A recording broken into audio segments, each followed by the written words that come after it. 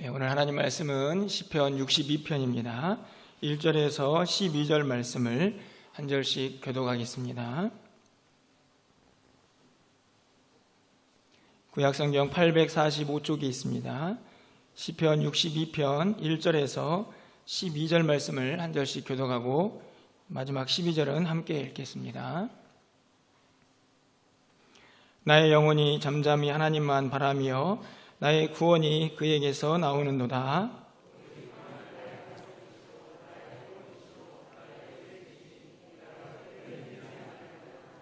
넘어지는 담과 흔들리는 울타리같이 사람을 죽이려고 너희가 일제히 공격하기를 언제까지 하려느냐?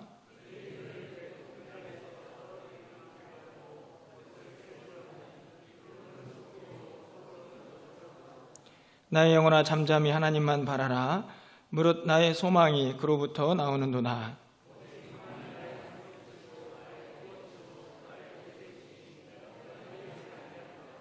나의 구원과 영광이 하나님께 있으며 내 힘의 반석과 피난처도 하나님께 있도다.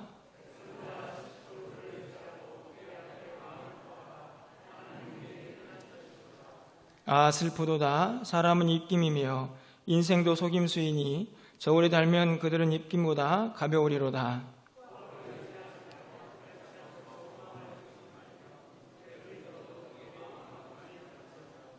하나님이 한두 번 하신 말씀을 내가 들었나니 권능은 하나님께 속하였다 하셨도다. 주여 인자함은 주께 속하오니 주께서 각 사람이 행한 대로 갚으심이니이다. 아멘. 요즘 비가 계속 오면서 많은 사람들이 어려움에 처한 것을 보게 됩니다. 어떤 일기예보를 보니까 올 한 해 동안 올 비가 일주일 사이에 다 한 반 정도가 왔다고 그렇게 일기예보를 하는 것을 보았습니다. 큰 비 속에서 많은 것들이 무너지고 그리고 또 휩쓸려가고 또 많은 것들이 잠기는 것을 보면서 안타까운 마음을 금할 수가 없습니다. 중국에서는 650년이나 된 성벽이 그동안에 참 얼마나 많은 풍파를 견뎠을까 이런 생각이 드는 성인데 그 성이 그냥 한순간에 무너지는 장면을 보면서 참 안타까운 마음을 갖게 됩니다. 이런 상황 속에서 제 마음속에 두 단어가 좀 생각이 나는데요. 그 중에 하나는 속수무책이라는 단어입니다. 속수무책이라는 말은 손이 묶여 있어서 아무런 대책을 세울 수 없다 이런 말인데, 우리가 앞에 닥쳐오는 여러 가지 자연재해와 또 코로나19를 보면서도 그렇고 참 우리가 얼마나 무능하고 연약한 존재인가 하는 것을 다시 한번 깨닫게 됩니다. 하물며 사랑하는 이가 떠내려가는 것을 보면서도 속수무책인 우리들의 모습이 얼마나 연약한가 하는 것을 다시 한번 깨닫게 됩니다. 다른 한 글자는 설교를 마무리 지을 때 여러분에게 소개하도록 하고요. 저는 이 속수무책의 우리의 삶의 모습이 우리의 인생의 모습이다 하는 생각을 가져보게 됩니다. 이 땅을 살아가면서 닥쳐오는 여러 가지 환난들 또 어려움들, 그 앞에서 우리가 속수무책일 때가 너무나 많이 있고 그것을 보면서 우리의 마음이 흔들리고 또 무너지고 좌절하고 절망할 때가 너무나 많이 있기 때문입니다. 불안하고 또 염려가 가득한 인생인데 그런 인생이 이 땅을 어떻게 살아가야 할까? 그냥 그렇게 절망하면서 살아야 하나 하는 생각이 들 수도 있겠지만, 오늘 다윗은 시편 62편을 통해서 이 땅 가운데 살아가면서 흔들릴 수밖에 없는 연약한 존재이고 또 여러 가지 환경 속에서 속수무책일 수밖에 없는 우리들이지만 하나님이 주신 은혜로 다시 한번 힘을 얻을 수 있음을 분명하게 말씀을 합니다. 오늘 본문은 우리가 이미 찬양을 통해서도 잘 알고 있고 또 여러 설교들을 통해서 익히 알고 있는 말씀이지만, 다시 한번 이 말씀 속에서 하나님께서 우리에게 말씀하시는 그 은혜가 무엇인가를 함께 깨닫는 시간이 되기를 소망해 봅니다. 오늘 본문은 12절로 되어 있는데 저는 오늘 이 본문을 잠깐 간단하게 좀 분석을 해보면 하나님께서 우리 연약한 인간을 감싸고 있는 성경 말씀이다 이렇게 좀 정리를 해보게 됩니다. 왜냐하면 1절과 2절 그리고 5절과 6절 그리고 11절과 12절 말씀에 우리 하나님이 어떤 분인가 하는 것을 설명을 하고 있으면서 동시에 그 안에 있는 3절과 4절 또 9절과 10절 말씀을 보면 우리의 인생이 또 얼마나 연약한가 하는 것도 기록을 하고 있기 때문입니다. 연약한 인생이지만 하나님의 도우심으로 그가 어떻게 살아야 할지를 잘 설명하고 있는 이 구조를 가지고 있는 것이 오늘 이 시편 62편이다라고 생각을 합니다. 오늘 다윗은 가장 먼저 3절과 4절 말씀을 통해서 우리가 어떤 현실 앞에 직면하고 있는가, 우리는 어떤 존재인가를 분명하게 드러내는 말씀을 우리에게 전하고 있습니다. 먼저 3절을 좀 가서 보시면 넘어지는 담과 흔들리는 울타리 같이 사람을 죽이려고 너희가 일제히 공격하기를 언제까지 하려느냐. 이 본문을 보면 넘어지는 담과 흔들리는 울타리가 등장을 합니다. 사실은 이 본문은 두 가지로 해석을 합니다. 하나는 이 넘어지는 담과 흔들리는 울타리가 다윗을 대적하던 많은 무리들의 최후 멸망의 순간을 의미하는 것이다 라고 해석하는 사람들도 있고, 또 한편의 사람들은 이것은 고통당하는 우리의 모습을 그대로 드러내는 것이다 라고 말하는 사람도 있습니다. 오늘 우리가 읽은 이 개역개정은 후자를 선택해서 본문을 번역을 하고 있는 것인데요, 저도 이 본문을 따라서 좀 말씀을 좀 정리를 해보려고 합니다. 우리는 어떤 상태에 놓여져 있는가? 이 본문을 보면 사람이 죽이려고 일제히 공격을 시작합니다. 사실은 1대1로 싸워도 벅찬 우리의 싸움인데 다수가 일제히 공격을 합니다. 그들이 무엇을 위하여 공격을 하느냐? 그냥 잠깐 상처를 내려고 하는 것이 아니고 죽이려고 달려듭니다. 얼마나 살기 등등하겠습니까? 그렇게 많은 사람들이 일제히 죽이려고 달려드니 우리의 모습이 어떨까요? 그 앞에서 넘어지는 담과 흔들리는 울타리같이 될 수밖에 없음을 분명하게 드러내고 있는 것이죠. 닥쳐오는 현실 앞에서 우리가 흔들리고 무너질 수 있음을 분명하게 말씀을 하고 있습니다. 뿐만 아니라 4절을 한번 가서 보실까요? 그들이 그를 그의 높은 자리에서 떨어뜨리기만 꾀하고 거짓을 즐겨하니 입으로는 축복이요 속으로는 저주로다. 믿을 사람이 없습니다. 조금 잘 되는가 싶었더니 많은 사람들이 그를 끌어내리려고 합니다. 거기에는 온갖 수단과 방법이 동원되겠죠. 사람들이 불의를 아주 즐겨합니다. 거짓말도 그냥 밥 먹듯이 하고, 겉으로는 축복을 하는데 속으로는 다 저주하는 그런 시대를 살고 있다는 것을 분명하게 말씀하지요. 약육강식이고 불의가 가득한 세상을 분명하게 드러내고 있습니다. 그런 현실 속에서 오늘 2절과 6절에 있는 하반절 말씀을 보면 내가 흔들리지 아니하리로다 이렇게 말씀을 합니다. 어떤 면에서는 다짐이기도 하지만 또 어떤 면에서는 이 현실을 잘 드러내는 말씀이라고 생각합니다. 너무 힘들고 어렵고 많은 사람들이 우리를 무너뜨리려고 닥쳐오기 때문에 흔들리지 않고 버텨내야 하는 것이죠. 내가 흔들리지 않겠다라고 하는 말은 흔들릴 수밖에 없는 우리의 상황을 극복해 보겠다고 하는 말이기 때문입니다. 여러분이 살고 있는 세상은 어떠신가요? 오늘 3절과 4절에 있는 말씀은 단순하게 이 다윗이 처하고 있는 상황만 의미하는 것이 아니고 오늘 우리의 모습을 그대로 대변한다고 생각합니다. 이 거대한 물줄기 앞에서 우리가 할 수 있는 일이 별로 없는 것처럼 이 세상 가운데에서 악하고 불의하며 그리고 거짓이 난무하는 이 세상, 그리고 많은 사람들이 어떻게 하면 무너뜨릴까, 그렇게 저기가 가득한 이 세상을 살아가는 우리 모두가 때로는 정말 힘없고 연약해 보이는 그런 세상을 살고 있다는 말씀이죠. 단순하게 누가 나를 공격해서 뿐만 아니라 우리 앞에 닥쳐오는 여러 가지 환난과 어려움 속에서도 우리는 그런 어려움 또 그런 흔들림 가운데에 처해 있는 것을 보게 됩니다. 다윗은 먼저 우리의 현실을 좀 직시하라고 이야기합니다. 우리가 모든 것이 형통하는 삶만 사는 것이 아니고 여전히 우리에게는 환난과 고통이 닥쳐올 것이고 결국에는 그것을 어떻게 이겨내느냐 하는 것이 우리의 믿음이라는 것을 다시 한번 깨닫게 하는 것이죠. 그래서 이 고통과 어려움 속에서 우리를 요동치게 하는 이 현실 속에서 다윗은 이런 믿음 갖기를 소망하면서 고백합니다. 1절 말씀인데요. 나의 영혼이 잠잠히 하나님만 바라며 나의 구원이 그에게서 나오는도다. 나의 영혼이 잠잠히 하나님만 바란다. 이 말은 각주를 보시면 하나님 앞에서 잠잠하다 이렇게 해석이 되어 있습니다. 이 잠잠하다는 말은 침묵하다, 고요하다는 말입니다. 하나님 앞에 나가서 고요하고 평안을 누리는 것이죠. 어떻게 그럴 수가 있을까요?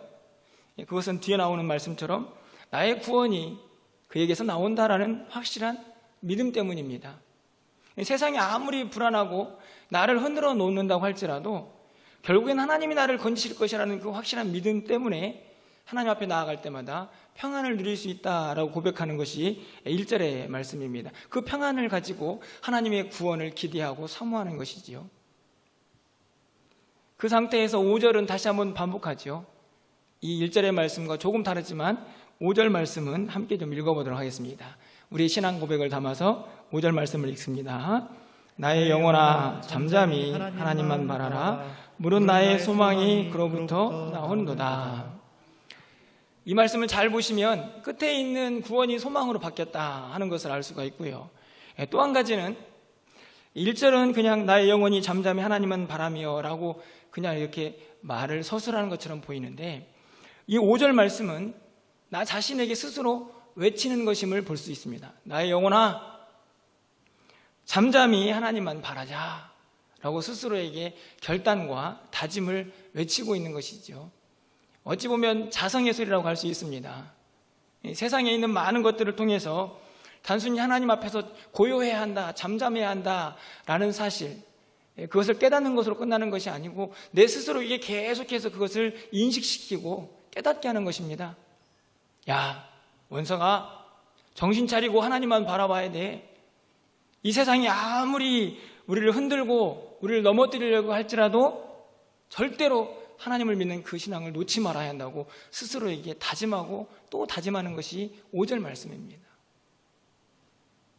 여러분, 이 5절은요 나의 영혼아 여기에다가 여러분의 이름을 넣고 좀 한번 이 구절을 한번 읽어보도록 하겠습니다.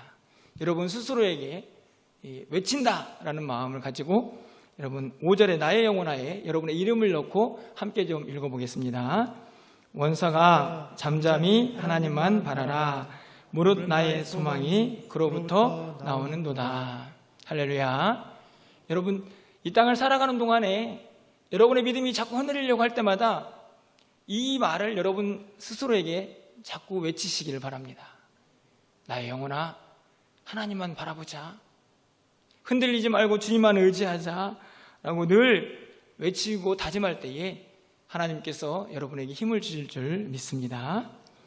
그 다짐과 믿음 앞에서 오늘 시인은 자연스럽게 하나님 앞에 이런 신앙 고백을 2절과 6절에서 반복해서 하게 됩니다.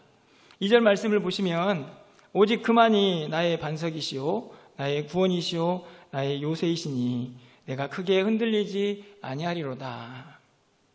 6절에서 한 번 더 이 말씀을 반복한 이후에 7절에서는 이렇게 말씀합니다. 우리 7절도 함께 좀 읽어보겠습니다. 나의 구원과 영광이 하나님께 있으며 내 힘의 반석과 피난처도 하나님께 있도다. 할렐루야. 하나님이 나의 반석이십니다. 나의 구원이고 소망이십니다라고 말씀하고 그리고 나의 요새고 그리고 나의 영광이고 나의 힘이고 나의 피난처입니다. 믿으십니까? 다윗은 지금 그 하나님을 바라보면서 자신이 경험한 하나님을 마음껏 신앙으로 고백하는 것이죠. 하나님이 나의 반석이십니다. 나의 구원이시고 나의 힘이시고 나의 피난처이십니다. 그냥 말씀 속에 서 있는 그냥 이스라엘 백성들의 하나님이 아니고 내 삶에서 나와 역사하시고 나와 함께 하시는 그리고 나를 건지시고 나에게 소망을 주시고 나에게 반석이 되시고 요새가 되시는 그 하나님을 마음껏 경험하며 그 하나님을 고백하고 있는 것이죠. 나의 하나님, 나의 반석, 나의 요새. 오늘 2절과 6절과 7절에서 반복해서 등장하는 단어는 나의입니다. 나의. 그 누군가의 하나님이 아니고 바로 나의 하나님으로 나와 함께 하시는 나에게 역사하시는 그 하나님을 이 다윗이 고백하고 있는 것입니다. 그 고백을 가지고 다윗은 그 하나님을 우리 모두가 이제 의지하기를 소망하는 마음으로 8절을 고백하게 됩니다. 백성들아 시시로 그를 의지하고 그의 앞에 마음을 토하라. 하나님은 우리의 피난처시로다. 자기가 하나님이 얼마나 좋은 하나님인지, 모든 환난 속에서 자기를 어떻게 건지시고 지키시는 하나님인지를 깨닫고 알게 되었습니다. 그 하나님을 백성들에게 소개하지요. 백성들아, 그 하나님을 시시로 의지해야 한다. 이 시시로라는 말은 아무 때나 언제든지 모든 상황 속에서 하나님만 붙잡아야 한다고 다윗이 권면하고 있는 것입니다. 그의 앞에서 마음을 토하라. 모든 걸 쏟아놓으라는 것이죠. 하나님은 우리의 믿음의 대상이기 때문에 내 많은 것들을 다 쏟아놓고 그분 앞에 부르짖을 수 있는 분임을 분명하게 말씀을 합니다. 나의 구원, 나의 반석, 나의 요새, 그 하나님을 마음껏 경험한 이후에 이 다윗은 이제 그 하나님이 누구의 하나님이 되기를 바라고 있습니까? 모든 백성들이 그 하나님과 함께하기를 기대하고 있는 것이죠. 내가 느꼈던, 내가 경험했던 그 놀라우신 하나님의 역사를 이제는 온 백성들도 함께 경험하면서 그 하나님만을 의지하고 바라보기를 소망하고 있습니다. 다 무엇 때문입니까? 다윗이 하나님을 믿고 있기 때문이죠. 그 하나님을 믿고 의지할 때에 그 하나님 자신을 어떻게 인도하셨는지를 너무나 잘 알고 있었기 때문에 그 하나님을 마음껏 백성들에게 선포하면서 자랑하고 있는 것입니다. 우리가 누군가에게 내 마음을 이야기하고 그리고 또 그 마음을 전할 때에도 그 상대방을 믿기 때문에 하는 것 아닙니까? 오늘 토라한다는 말도 결국 하나님을 전적으로 신뢰하기 때문에 그 하나님 앞에 나와서 그 하나님을 의지하고 그 하나님께 모든 것들을 토로하라고 권면하고 있는 것이죠. 다윗은 깨달았습니다. 자신에게 하나님이 어떤 분이신가, 그리고 그 하나님을 백성들에게 마음껏 선포하면서 제발 그 하나님만 의지하십시오. 그래야만 우리를 요동치게 하는 수많은 어려움 가운데에서 흔들림 없이 하나님을 바라볼 수 있습니다 라고 고백을 하고 있습니다. 그런데 여러분, 이 일이 잘 되시던가요? 어떻습니까? 여러분, 이 세상을 살아가는 동안에 흔들림 없이 정말 하나님만 바라볼 수 있습니까?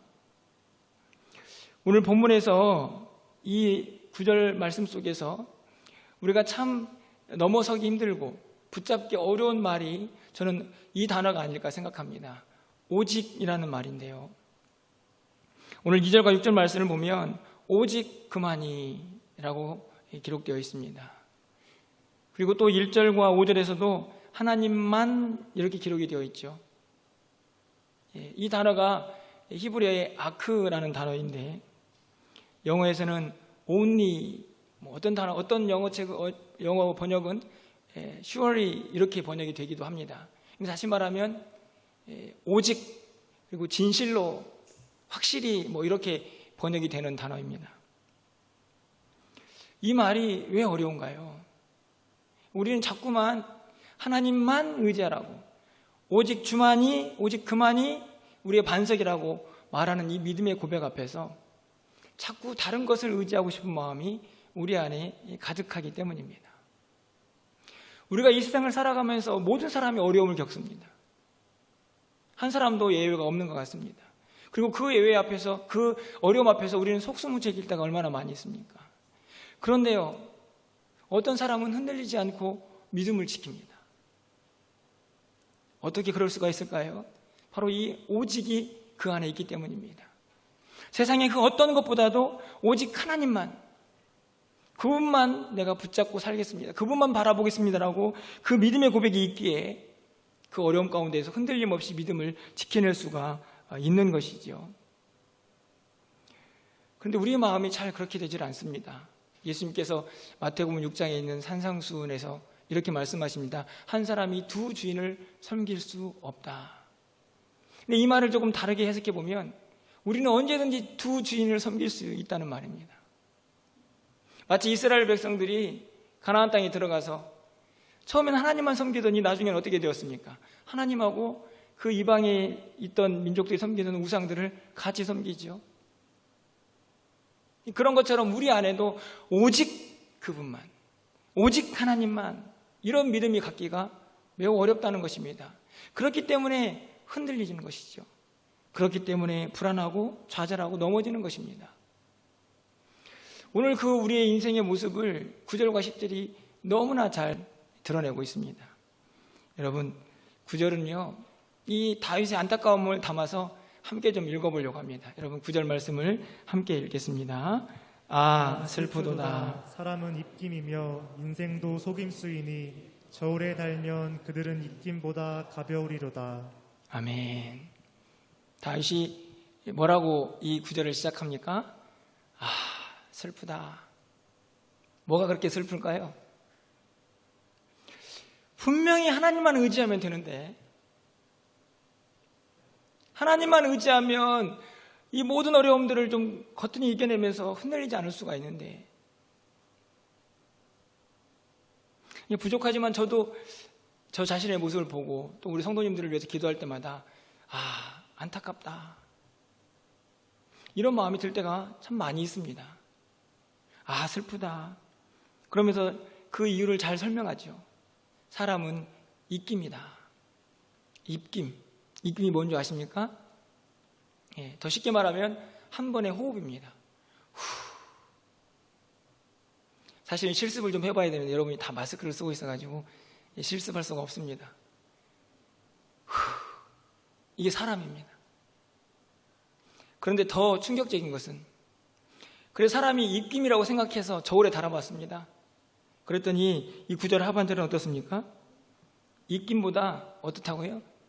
가볍답니다. 그래도 입김일 줄 알았어요. 입김도 하찮고 정말 보잘것없는데, 너무 연약한데 저울에 달아봤더니 입김만 또 못해요. 인생도 속임수다. 이 말은 무슨 말일까요? 이걸 몰라요, 우리가. 우리의 인생이 얼마나 연약하고 얼마나 사실은 하찮은 존재인지를, 얼마나 무기력한 존재인지를 우리가 모릅니다. 착각하는 것이죠. 그게 속임수입니다. 속임수. 그래서요, 자꾸 10절의 상황들이 발생을 하는 것입니다. 여러분 10절 말씀을 가서 보시면, 포악을 의지하지 말며 탈취한 것으로 허망하여지지 말며 재물이 들어도 거기에 마음을 두지 말지어다. 이 말은 자꾸 우리 인생에 속아 넘어가가지고 우리가 뭐 대단한 건 줄 알고 포악, 억압하는 힘을 의지하고, 그리고 탈취하는 무엇으로 만족을 누리고, 그리고 더 나아가서는 재물이 좀 쌓아지면 그것을 의지하는 것이 우리의 인생이다라고 이야기합니다. 10절 말씀을 세번역은 이렇게 번역합니다. 억압하는 힘을 의지하지 말고 빼앗아서 무엇을 얻으려는 헛된 희망을 믿지 말며 재물이 늘어나더라도 거기에 마음을 두지 마라. 이 말은 자꾸 우리가 하나님 말고 엉뚱한 것에 우리의 마음을 빼앗기고 그것을 의지하려고 한다는 말씀입니다. 우리가 착각하고 속는 것입니다. 야, 하나님 말고도 다른 것을 의지하면 이 어려움을 이겨낼 수 있어.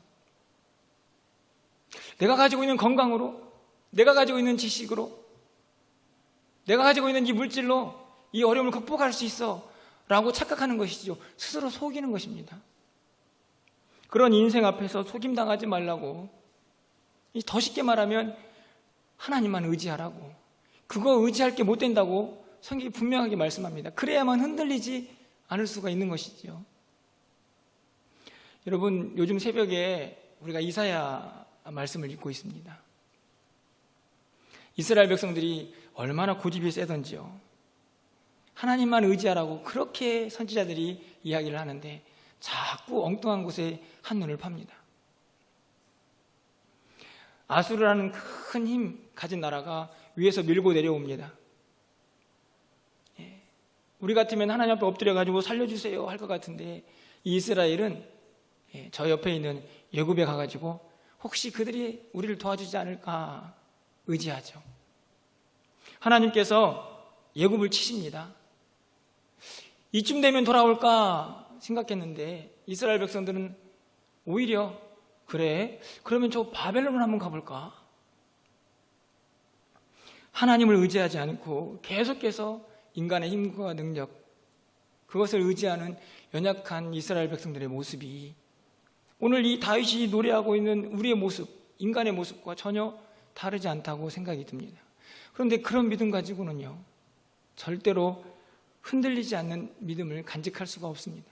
그것을 유지할 수가 없습니다. 오늘 다윗은 이렇게 연약한 인생들에게 드디어 마지막으로 11절과 12절에서 이렇게 결론을 내립니다. 11절 상반절 말씀이죠. 하나님이 한두 번 하신 말씀을 내가 들었나니. 이 말씀은 좀 해석이 좀 분분한데 저는 이 말씀 속에서 우리가 기억해야 할 것은 말씀을 들었다는 것입니다. 하나님의 말씀을 듣고 깨달았다는 것이죠. 저도 좀 간절한 마음으로 기도합니다. 여러분이 이 말씀을 듣고 좀 제대로 깨달았으면 좋겠다. 그래서 이렇게 살았으면 좋겠다 하는 간절한 마음이 들게 하는 그런 상반절 말씀입니다. 무엇을 깨달았을까요? 11절 하반절과 그리고 12절 상반절에 기록이 되어 있습니다. 첫째는 권능은 하나님께 속하였다. 권능, 하나님의 주권, 하나님의 능력, 하나님의 권세를 의미합니다. 그러니까 모든 것이 그 하나님에게 달려있다는 것을 고백하는 것이죠. 뿐만 아니라 12절에 있는 상반절 말씀을 보면 주여 인자함은 주께 속하오니, 사랑, 긍휼, 자비하심도 하나님께 속한 것입니다.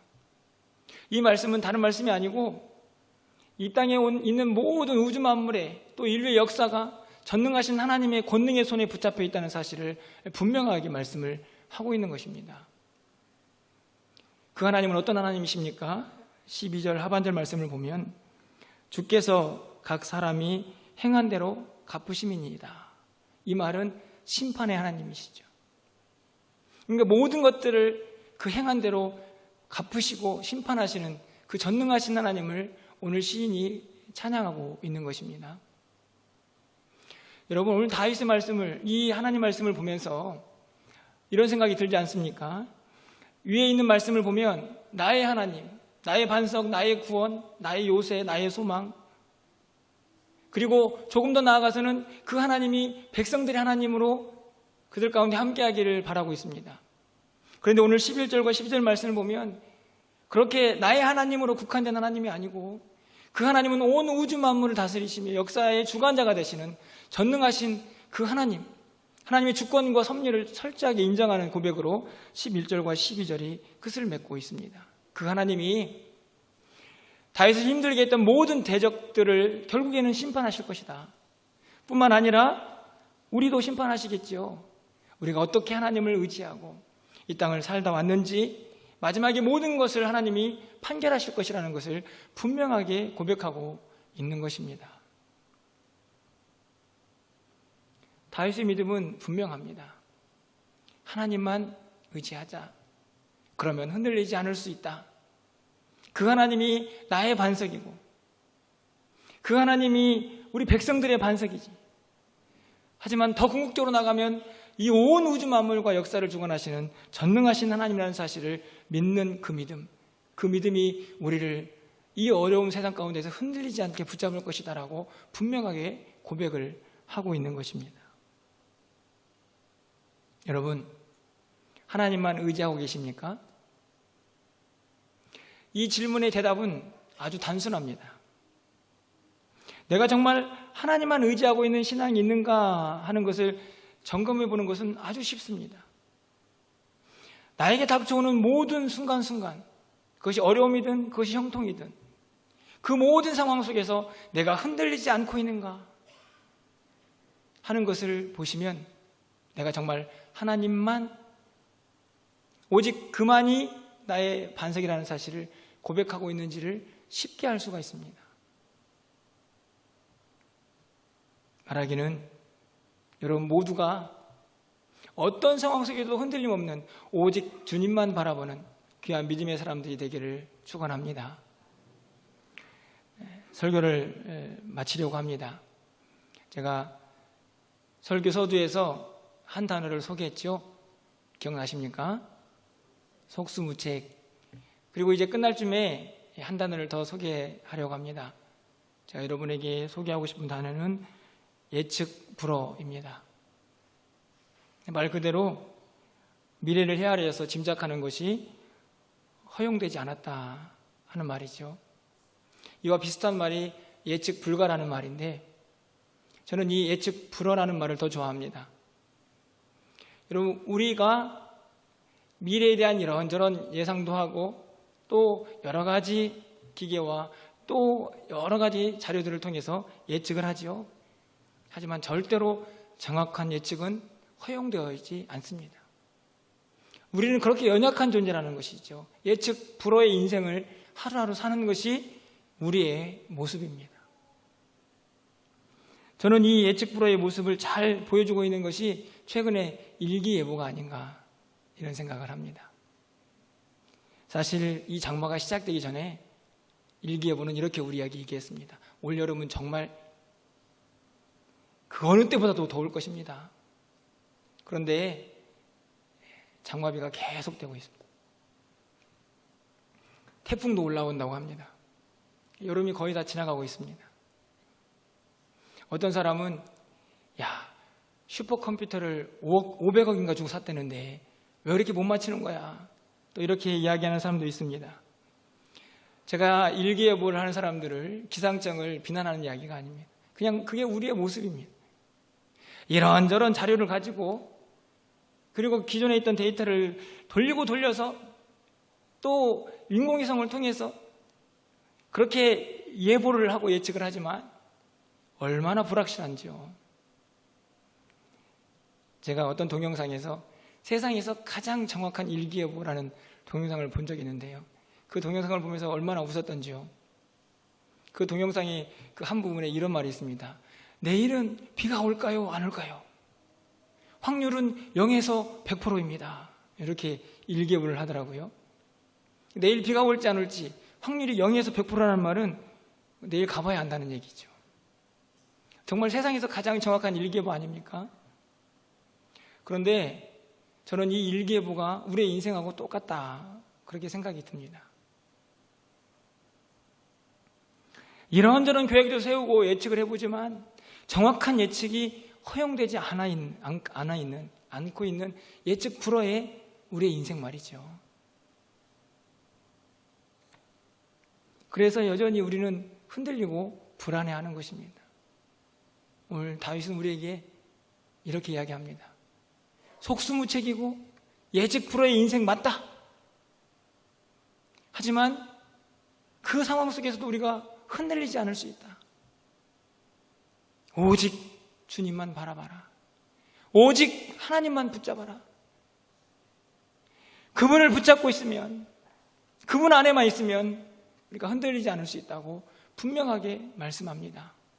나의 반석, 나의 구원, 나의 소망 되신, 나의 요새가 되시는 그 하나님만 바라보고 온 인류의 주관자 되시며 그리고 우주 만물을 통치하시고 역사를 이끌어 가시는 그 하나님, 그리고 결국엔 우리의 모든 것을 심판하실 그 하나님 앞에 우리의 모든 것을 맡길 때에 우리는 이 세상 가운데에서 흔들림 없이 요동치지 않냐고 살아갈 수 있음을 분명하게 고백하고 있는 것입니다. 우리 모두가 이런 믿음의 소유자들이 되기를 소망합니다.